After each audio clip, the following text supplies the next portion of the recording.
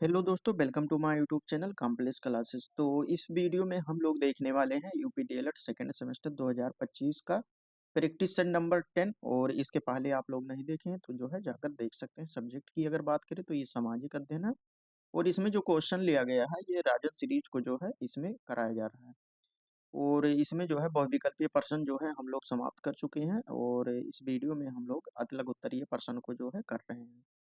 इसमें जो है क्वेश्चन को जो शामिल किया गया है 2016 से लेकर 2023 तक के जो प्रश्न आए हुए हैं उनको जो है इसमें शामिल किया गया है। और इसका पीडीएफ प्राप्त करना चाहें तो आप लोग जो है टेलीग्राम चैनल से जुड़ सकते हैं, वहाँ पे आप सभी लोगों को पीडीएफ प्राप्त हो जाएगा। तो ये प्रैक्टिस सेट नंबर 10 है, इसके पहले आप लोग नहीं देखे हैं तो चैनल पर जाकर देख सकते हैं। तो चलिए हम लोग आप लोग लास्ट तक जो है जुड़े रहिए, हम लोग देखते हैं।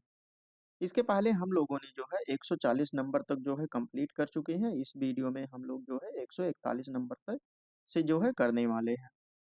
यहाँ पे दिया हुआ है, एक मिनट,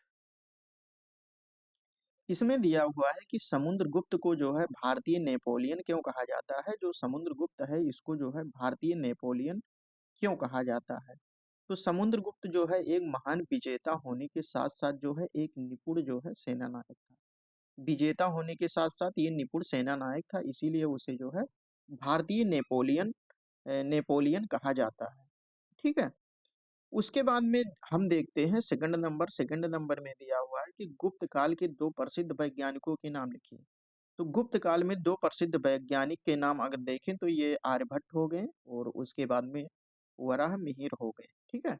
अगर हम आर्यभट्ट की बात करें तो ये खगोल शास्त्री हैं। खगोल शास्त्र, खगोल खगोल शास्त्र और गणित में जो है इन्होंने अपना योगदान दिया था। अगर वाराहमिहिर की बात करें तो इन्होंने जो है विज्ञान खगोल विज्ञान खगोल विज्ञान हो गया, भूगोल हो गया, और उसके बाद में जो ज्योतिष ग्रंथ होता है, ज्योतिष, इसमें जो है इन्होंने ग्रंथ लिखे थे। उसके बाद में 142 हो गया। 143 नंबर की हम बात करते हैं। 143 में दिया हुआ है कि यहाँ पे आप 143 नंबर में हम लोग अगर बात करें तो यहाँ पे दिया है कि गुप्त काल के दो प्रसिद्ध साहित्यकारों के नाम लिखिए। जो गुप्त काल में जो प्रसिद्ध साहित्यकार थे उनके जो है नाम लिखना है। तो यहाँ पे जो है कालिदास एक हो जाएंगे और उसके बाद में जो है विष्णु शर्मा हो जाएंगे। अगर कालिदास को हम इनके बारे में जानना चाहें तो कालिदास जो है संस्कृत साहित्य के महान कवि होने के साथ साथ जो है ये नाटककार भी थे। और अगर विष्णु शर्मा की बात करें तो इन्होंने जो है एक इनकी रचना है पंचतंत्र। पंचतंत्र इसको जो है आप लोग याद कर लीजिएगा। ये जो है पंचतंत्र किसके द्वारा लिखा गया है, ये भी क्वेश्चन जो है आपके एग्जाम में बन सकता है। तो ये विष्णु शर्मा द्वारा जो है पंचतंत्र की रचना की गई है। अगर हम इसकी बात करें तो इसमें जो है नैतिक शिक्षा का जो है उत्कृष्ट संग्रह मिलता है। इसमें जो है नैतिक शिक्षा के बारे में, नैतिक शिक्षा। उसके बाद में यहाँ पे 144 नंबर में दिया है कि चेदी राजवंश का प्रथम शासक कौन था। जो चेदी राजवंश है इसका प्रथम जो है शासक कौन था। अगर इसके प्रथम शासक की बात करें तो कोकल। ठीक है। कोकल जो था ये प्रथम शासक था। इसने जो है अपने शासनकाल में राज्य का विस्तार किया था और स्थिर प्रशासन जो है स्थापित किया था। इसने क्या है कि राज्य का विस्तार किया था अपने। ठीक है। उसके बाद में 145 नंबर की अगर हम बात करें तो चालुक्य अथवा सोलंकी वंश की राजधानी कहाँ थी। जो चालुक्य वंश है और उसके बाद में सोलंकी वंश है, इसकी राजधानी जो है अनहिलवाड़ा, अनहिलवाड़ा में जो है इसकी राजधानी थी। उसके बाद में अगर ये बात करें कि ये जो अनहिलवाड़ा है ये किस राज्य में स्थित है तो ये जो है आपका गुजरात राज्य में जो है स्थित है। ठीक है। और ये जो है सांस्कृतिक सांस्कृतिक सांस्कृतिक के साथ साथ जो है इसमें आर्थिक गतिविधियों के केंद्र के रूप में जो है इसको गुजरात को जाना जाता है, अनिल बाड़ा को। उसके बाद में 146 नंबर की अगर हम बात करें तो प्रतिहार वंश की स्थापना जो है किसने की थी। प्रतिहार वंश की स्थापना जो है किसने किया था। तो प्रतिहार वंश की स्थापना जो है हरिश्चंद्र ने किया था। किंतु वास्तविक अगर प्रथम राजा जो है नागभट्ट प्रथम था। अगर वास्तविक की बात करें तो ये जो है प्रथम राजा जो है नागभट्ट प्रथम था। ठीक है। उसके बाद में 148 नंबर की अगर हम बात करें तो चाहमान वंश, ये चौहान वंश है। ठीक है, ये चौहान वंश है का सबसे प्रसिद्ध तथा अंतिम शासक कौन था। यहाँ पे जो है ये अंतिम शासक की बात कर रहा है। तो पृथ्वीराज तृतीय जो है ये 1179 और उसके बाद में 1193 ईस्वी के बीच में जो है इन्होंने शासन किया था। तो पृथ्वीराज तृतीय जो है ये सबसे प्रसिद्ध और अंतिम शासक था। अगर हम इसकी बात करें तो ये जो है ये वीर योद्धा होने के साथ साथ जो है वीर योद्धा, ये हो जाएगा वीर योद्धा। ठीक है। और इसने जो है मोहम्मद गौरी के खिलाफ जो है लड़ाई लड़ी थी। ये किसके साथ लड़ा था? मोहम्मद गौरी के साथ। मोहम्मद मोहम्मद गौरी के खिलाफ जो है लड़ाई लड़ी थी। लेकिन जो है जो तराइन का युद्ध हुआ था उसमें जो है ये पराजित हो गया था। किसमें पराजित हुआ था? ये मारा गया था तराइन के युद्ध में। तराइन के युद्ध में। तो इसके बारे में पृथ्वीराज तृतीय के बारे में जो है हम लोगों ने इतना बातें जो है इंपॉर्टेंट बातें जानी जो कि आपके एग्जाम में आ सकता है। उसके बाद में 148 नंबर में दिया है कि पाल राजवंश का प्रथम राजा कौन था। पाल राजवंश का जो है प्रथम राजा यानी प्रथम शासक जो है कौन था।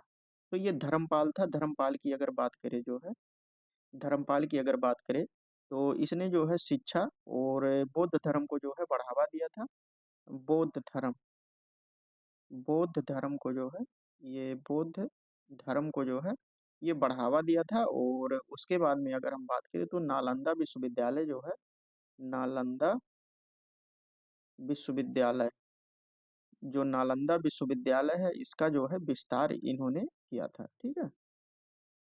उसके बाद में 149 नंबर की अगर हम बात करें तो राजपूत काल में जो है राज्य की आय का प्रमुख स्रोत था। जो राजपूताना काल है इसमें जो राज्य की आय, आय जो है कहाँ कहाँ से आता था इसके बारे में जो है आपको बताना है। तो राज्य की आय का प्रमुख स्रोत जो माना जाता है ये भूमि कर माना जाता है। या भूमि पर जो है लगने वाला कर था जिसे कृषि उपज के आधार पर जो है वो वसूला जाता था। यानी किस भूमि में कितना जो है उत्पादन हुआ है उसी के आधार पर जो है ये भूमि कर जो है लगता था। उसके बाद में 150 नंबर की बात करें, यहाँ पे दिया है कि राजपूत काल में जनता की जीविका का मुख्य साधन क्या था। तो जनता की जीविका का मुख्य साधन की अगर बात करें तो यहाँ पे जो है जनता की जीविका का जो है मुख्य साधन कृषि था।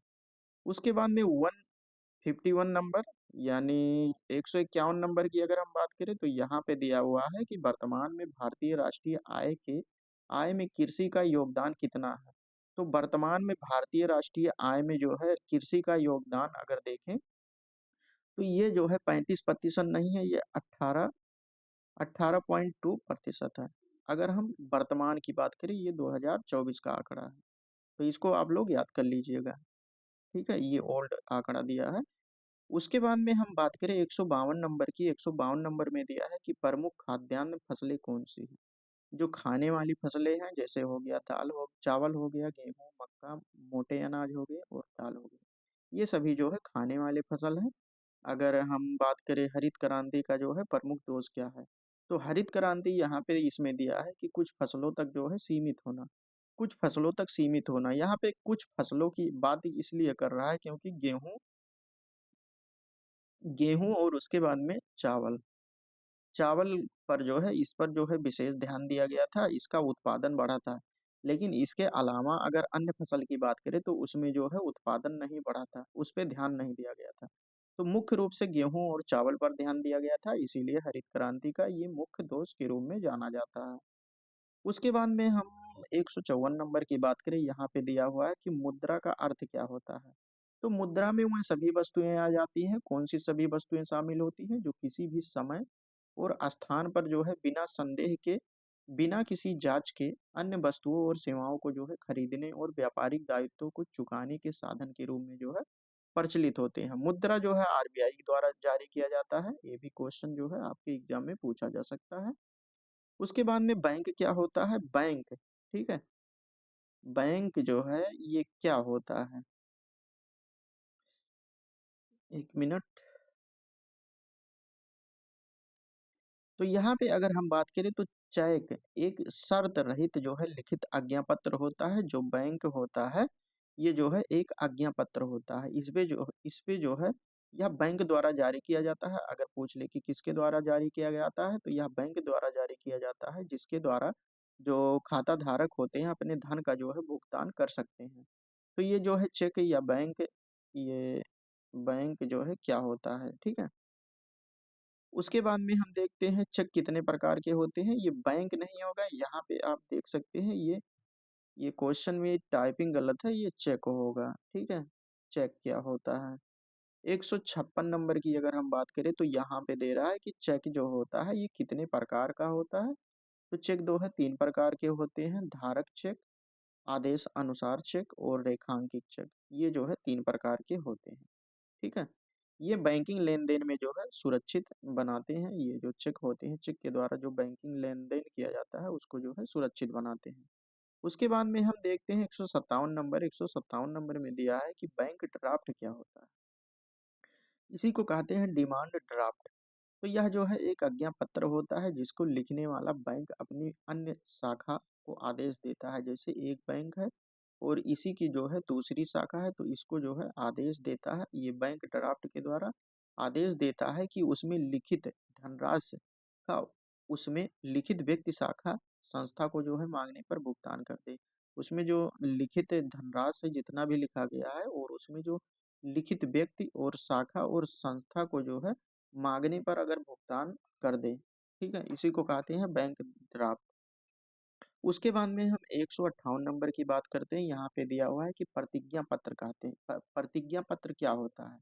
तो प्रतिज्ञा पत्र की बात करें तो यह एक महत्वपूर्ण साख होता है। प्रतिज्ञा पत्र जो है शर्त रहित प्रतिज्ञा होता है, इसमें कोई भी शर्त नहीं होता है, ठीक है। उसके बाद में हुंडी क्या होता है? हुंडी जो है आप लोग को पता होगा।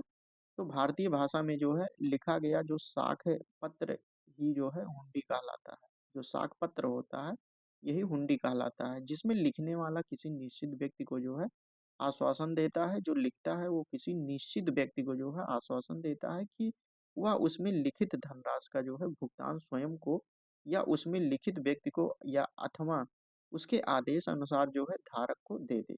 इस पर मूल्य अनुसार टिकट लगाया जाता है, तो इसी को जो है हुंडी कहते हैं, ठीक है। उसके बाद में 160 नंबर की हम बात करते हैं। तो कृषि के क्षेत्र में क्रांति की शुरुआत कब हुई थी? जो कृषि के क्षेत्र में अगर क्रांति की बात करें तो इसकी जो है शुरुआत कब हुई थी? तो कृषि की क्रांति अगर क्षेत्र में शुरुआत की बात करें तो ये 1960 में हुई थी। और हरित क्रांति ने जो है कृषि उत्पादक को जो है बढ़ाया था और खाद्य सुरक्षा को जो है सुनिश्चित किया था। उसके बाद में 161 नंबर में दिया हुआ है कि चीनी यात्री फायान, ये फायान होगा, किसके शासनकाल में जो है भारत भ्रमण पर आया था? तो ये चंद्रगुप्त विक्रमादित्य के शासनकाल में जो है ये जो है भारत भ्रमण पर आया था। और उसने भारत की सामाजिक के साथ साथ जो है धार्मिक स्थितियों का जो है इन्होंने वर्णन किया था, ये चीनी यात्री फायान। उसके बाद में 162 नंबर दिया है कि चीनी यात्री फायान का वास्तविक नाम क्या था? फायान है ये, ठीक है। इसका जो है वास्तविक नाम क्या था? ये कुंग था। इसका वास्तविक नाम जो है कुंग था। और यह जो फायान था ये बौद्ध धर्म के ग्रंथों की खोज के लिए जो है ये भारत आया था। उसके बाद में यहाँ पे दिया है कि फायान का अर्थ क्या होता है? इसका अर्थ क्या होता है? अगर इसके अर्थ की बात करें तो इसका मतलब होता है धर्मगुरु या धर्म रक्षक, ठीक है। और ये जो है ये बौद्ध धर्म के जो है अनुयायी भी थे। 164 नंबर की बात करें तो गुप्त वंश का अंतिम योग्य शासक कौन था? जो गुप्त गुप्त वंश है उसका अंतिम जो है योग्य शासन कौन था? तो स्कंदगुप्त विक्रमादित्य जो है इसका अंतिम और अंतिम योग्य शासन जो है स्कंदगुप्त विक्रमादित्य था। इसने जो है स्कंदगुप्त विक्रमादित्य ने जो है हूणों के आक्रमण का सफलतापूर्वक जो है प्रतिरोध किया था। उसके बाद में यहाँ पे 165 नंबर की बात करें तो हूण आक्रमणकारी कौन थे?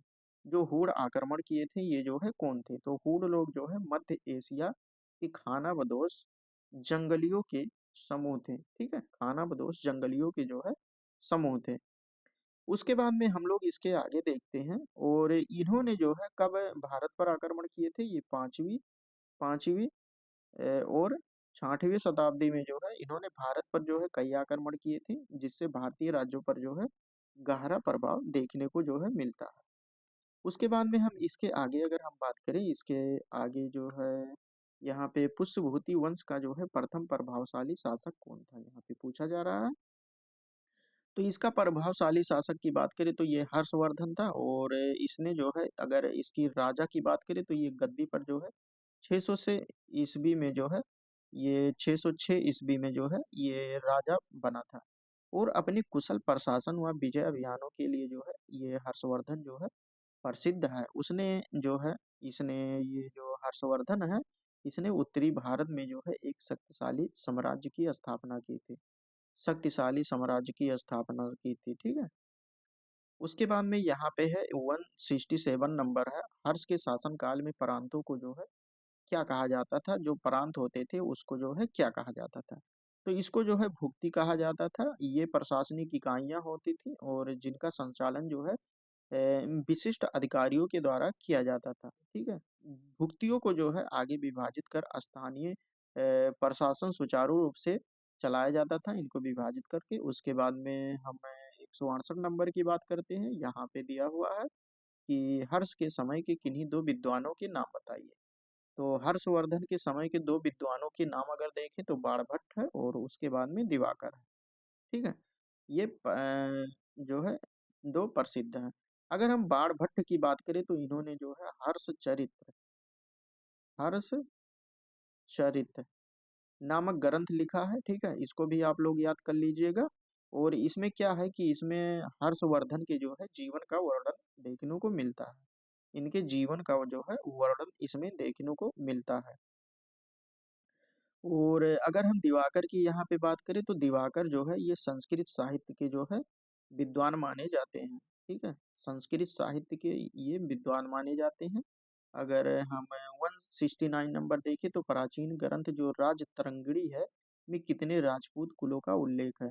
तो राजतरंगिणी की बात करें तो ये राजतरंगिणी सबसे पहले हम देखते हैं कि राजतरंगिणी जो है किसके द्वारा लिखा गया है। तो ये जो है कल्हड़ के द्वारा जो है राजतरंगिणी को जो है लिखा गया है। और इसमें जो है कितने राजपूत कुलों का वर्णन है, तो इसमें जो है 36 जो है राजपूत कुलों का वर्णन है। और जो राजतरंगिणी है इसमें एक पॉइंट और आप लोग नोट कीजिएगा कि इसमें जो है कश्मीर के इतिहास का जो है विस्तार देखने को मिलता है। कश्मीर कश्मीर का वर्णन, ठीक है। इसमें राजतरंगिणी में जो है कश्मीर का वर्णन जो है देखने को मिलता है। ये भी आपके एग्जाम में पूछा जा सकता है कि कश्मीर का वर्णन जो है किस ग्रंथ में देखने को मिलता है। ये कश्मीर ग्रंथ में देखने को मिलता है। और इसके अगर लेखक की बात करें तो कल्हड़ ने जो है इसकी रचना किया है। उसके बाद में 170 नंबर की बात करते हैं। यहाँ पे दिया है कि चंदेलों की राजधानी का नाम क्या था। जो चंदेल थे उनके राजधानी का नाम क्या था। तो चंदेल की राजधानी का नाम जो है खजुराहो था। अगर हम बात करें खजुराहो जो है किस स्टेट में स्थित है, तो ये जो है मध्य प्रदेश में आपका खजुराहो, मध्य प्रदेश में जो है खजुराहो अ, खजुराहो जो है स्थित है। उसके बाद में यहाँ पे खजुराहो में एक जो है मंदिर स्थित है, ये खजुराहो का मंदिर इसे कहते हैं। खजुराहो खजुराहो का मंदिर, ठीक है। अगर इसकी बात करें तो ये मूर्तिकला वास्तुकला का उत्कृष्ट जो है ये उदाहरण माना जाता है, ये जो मंदिर है खजुराहो का। तो इस प्रकार से इस प्रैक्टिस सेट में हम लोगों ने जो है प्रैक्टिस सेट नंबर 10 में जो है 3 क्वेश्चन देखे, और इसके आगे जो है हम लोग जो है कल के वीडियो में देखने वाले हैं। तो आप लोग जो है लास्ट तक वीडियो में बने रहिएगा। यहाँ पे अगर इसका जो है पीडीएफ प्राप्त करना चाहते हैं तो आप लोग जो है टेलीग्राम चैनल ज्वाइन कर सकते हैं। वहाँ पे आप सभी लोगों को जो है पीडीएफ आसानी से जो है प्राप्त हो जाएगा। और अगर सोशल मीडिया से जुड़ना चाहते हैं तो आप लोग हमसे जुड़ सकते हैं। अगर वीडियो अच्छा लगा हो तो जो है लाइक कर सकते हैं और अपने दोस्तों के पास शेयर कर सकते हैं। और जो है चैनल को सब्सक्राइब नहीं किया सब्सक्राइब कर सकते हैं। तो चलिए दोस्तों, हम लोग जो है कल के प्रैक्टिस सेट में मिलेंगे। तब तक के लिए जय हिंद जय भारत।